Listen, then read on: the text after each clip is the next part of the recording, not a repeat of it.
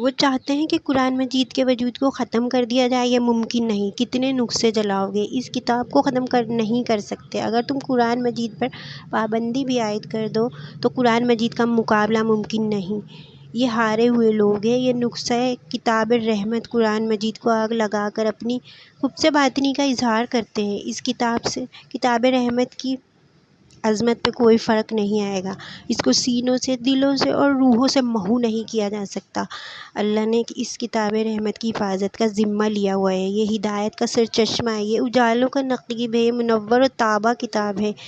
لوگ لوگوں سے ڈرتے ہیں، یہ کیسی قوم ہے جو کتاب سے ڈرتی ہے؟ کچھ تو ہے نا اس کتاب میں جو یہ کتاب سے ڈر رہے ہیں۔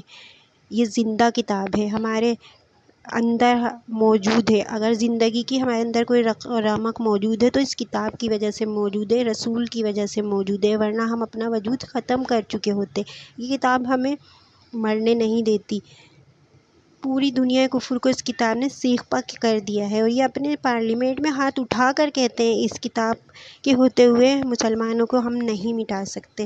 تو اس کتاب کو تم نہیں مٹا سکتے اور اللہ اسے مٹنے نہیں دے گا۔ تو جب اس کتاب کو تم نہیں مٹا سکتے تو اسلام کو بھی نہیں مٹا سکتے۔ اسلام اپنی اصلی شکل میں قیامت تک موجود رہے گا اور موجود ہے، اور قرآن بھی اپنی اصلی شکل میں موجود رہے گا۔ اس کتاب کو امت اپنے سینوں سے جوڑ کر اپنی روحوں میں اتار کے اور قیامت تک موجود رکھے گی، اور اس کے احکام پر عمل پیرا ہو کر دشمنوں کو عملی جواب دینا ہوگا۔ یہ بات درست ہے کہ جس کے سینے میں ایمان کی ذرا بھی رمق موجود ہوگی وہ اس واقعے سے دل گرفتہ ہے، بے چین بھی ہے۔ اس وقت عالم کفر جس وقت متحد ہیں، یہ واقعات امت کو دوبارہ کھڑا کرنے کے لیے کافی ہیں۔ ہمیں اجتماعی توبہ کرنی ہوگی۔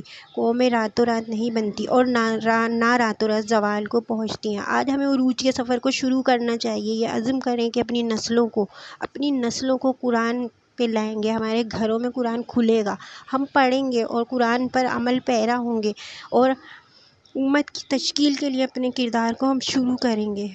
اس کتاب رحمت اور اس پاکیزہ کتاب کو ہمیشہ ہمیشہ اپنے سینوں میں زندہ رکھیں گے اور ہمیشہ اس پر عمل پیرا رہیں گے، اور اس کتاب رحمت کی حفاظت کا وعدہ میرے اللہ نے کیا ہے، اور وہ ہمیشہ اس کی حفاظت کرے گا۔ کوئی دشمن اس کا کچھ نہیں بگاڑ سکتا۔ یہ کتاب ہمیشہ قیامت تک ہمارے دلوں میں زندہ رہے گی۔